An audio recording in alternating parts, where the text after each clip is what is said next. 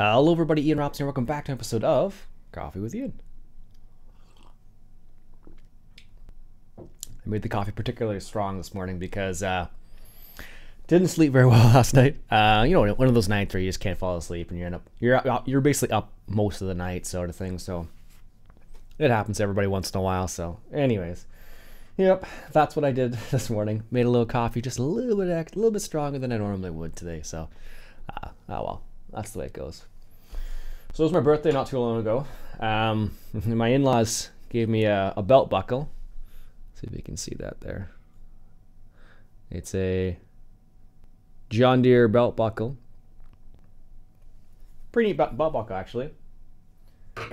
I don't wear a ton of belt buckles, to be honest with you. Well, not that style, at least. But it's pretty slick, actually. So tried it on the other day on my belt. My belt that I have right now that I normally wear. It would work, but it's not like the optimal design for that style of belt buckle. So I'll have to take a look around and see if I can find a belt that would work a bit better with that. Because sometimes I find just the way that it loops around, it just because it's it doesn't I don't know, it doesn't go into the notches quite as easily as like a regular belt buckle would. Other than that one, I suppose. But anyways, yeah, so that was kind of fun. In terms of Farming Simulator, what's been going on lately? As you probably are aware already, we switched over to the multiplayer server to the newbie farm, which has been a lot of fun, actually. It's been cool to see some of the differences and changes that Gabriel Royce made over the course of that map. He actually told me this, well, I saw the comment this morning, but he was saying that the hedges you can't cultivate down. You used to be able to in one of the previous versions of the map. But now the ones that we have right there, I think they're like a solid object, so you can't do anything with them. I don't think you can even, I don't think you can use the chipper on them either, as far as I know.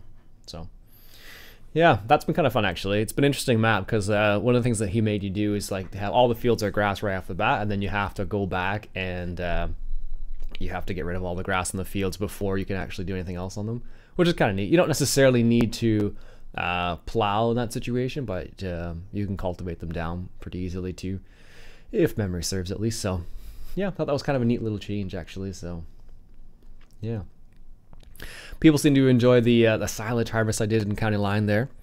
I'm probably gonna do a stream either today or tomorrow, and I'm probably gonna take a look at, I think Oregon Springs maybe is one that I saw that looked kind of interesting on the mod hub. So I'll take a look at that one today and see what that one's like. I don't know how good it's going to be or what, but it may be really good, it may be really bad, but I have no idea. But as far as I know, it seems like a decent enough map, so we're going to have to take a look at that one and see what it's like. So it should be kind of cool to see when it's all said and done, at least. So also, I was just reading about patch notes for the Hunter Call of the Wild, because I did this a little small fix on Thursday, it looks like. And one of the interesting things that I noticed is that in the gameplay fixes, the hunting structures have been tweaked to provide better visual cover. So when you're using like a ground blind or using one of the tree stand, or I guess the stands, I guess you call them, you were still visible even when you were crouching. You basically had to like lie down to not be visible, sort of thing. So I guess they made it a bit better, so you don't have to like lie down on the ground before you can be invisible, or like invisible to the animal, sort of thing. And they also changed tents and ground blinds now adjust to an eligible position after being spawned. If it can't find an eligible position, to return to the player's storage, which is nice. So I guess they did a little bit better adjustments with that, which is kind of neat. So I didn't see any other things that were patched recently. Mighty Griffin editions under development. Oh, okay, that's cool. That's for Euro Truck. American Truck Sim, I don't think there's anything. American Truck, oh yes, they did. What did I see? They actually they were doing some serious talking in American Truck Simulator about the special transport pack they're working on. If you follow SCS, they released a special transport pack for Euro Truck Simulator a while back, and I guess they are doing the same thing for American Truck Sim. So like with like the special transport where you have like the not convoy, we have the vehicle in front of you. I forget what that's called now. The vehicle in front of you, you know, paving the way for you, so to speak. Escort, that's what I'm looking for. And they're talking a little bit about Oregon, which is the next place they're going to bring in. And apparently, what does this say? They added something in here. American Truck Simulator adding scenic Yosemite Drive, which is kind of cool. So, guess we'll have some of that. Definitely check that out in the news on Steam about what's going on there. And Tioga Pass.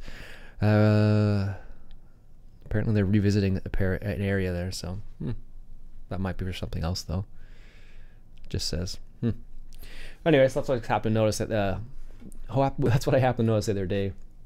What's going on with some of the games I've been playing lately? So I don't know. I could pick up the Hunter at any time. Like I've put quite a few hours into that game. I didn't think I was going to play that much, but I really like that game. Like you can just hop on it, play it, and then you're like, hours have passed. Sometimes you don't even realize. You're like, oh well. Like or sometimes it's just like, oh well, I'm just gonna follow that one buck across the map, and then you get it, and you're like, hey, that was a 10-point buck or whatever like that.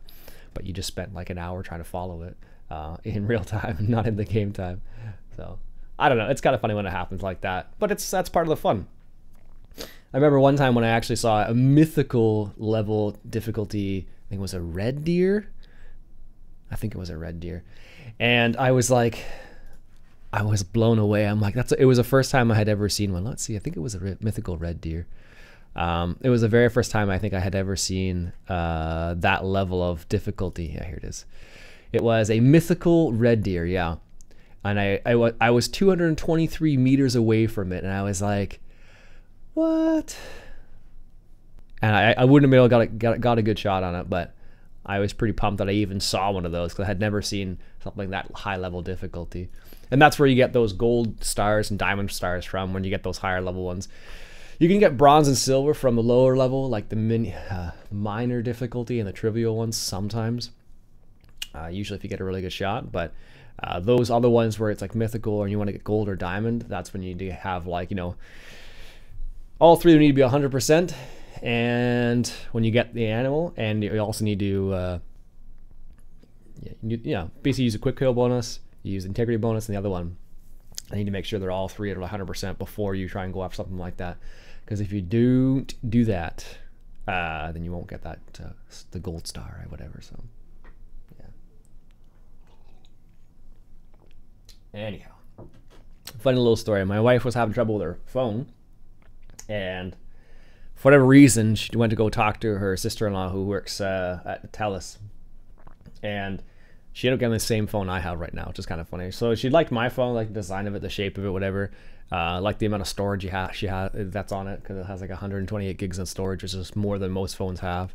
And it's got quite a large battery. It's got like a 4,000, I think it's a 4,000 milliamp battery, so it lasts a day and a bit basically. Like it's even if you're using it like throughout the whole day, it'll still last the whole day if you're using it quite a bit. So, which is pretty sweet actually. That's one of the things I really like about that phone, because the battery is a big battery in it. So, and it's also of course nice to have a functional phone, which is pretty sweet. So, because my old phone, while it was quote unquote functional, it wasn't reliable. So you'd be using it, and then within a couple seconds it would die. Then you have to spend like 20 minutes trying to start it up again. So, and then with the amount of driving I do, it didn't make sense not to have an unreliable phone. So, alas, I got a new phone a while back. So, anyhow, but yeah, I'm still enjoying. It's funny, I still enjoy Counterline quite a bit, but I do find I think I'm gonna. That's one of the reasons why I started doing the live streams like on different maps every week, to see if I could find another map I might like to play on. That's one of the reasons why I did that. I still enjoy Counterline. I can still play it for a long time. But I don't know how many episodes I've done on it. I could probably check, but I'm pretty sure, let's check. How many have I even done on Counterline? Because this is the second time around in Counterline too. It's not even like the first time around, it's the second time. Let's see what we got here. Where are we here? 20 videos on Counterline when the season is ready. And let's see what here.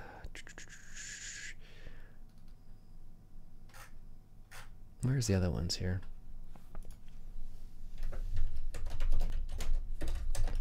Sometimes you just don't realize how many videos you've done.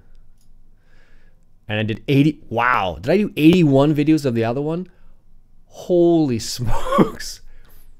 I had no idea it was that many. Wow. So, together, I've done 100 episodes on County Line? No way. That's what it's telling me. Okay. Didn't realize there was that many. I just was having fun with the map. That's hilarious. Wow. Well then. That's that. I didn't realize that at all. When you're having fun, that's the way it goes sometimes, so. Anyways. And with that bombshell, as they would say in Top, I guess it's not Top, well, they said it in Top Gear. I don't think they say it in Grand Touring. I don't think, at least. I've seen a couple of episodes, but not many lately, so.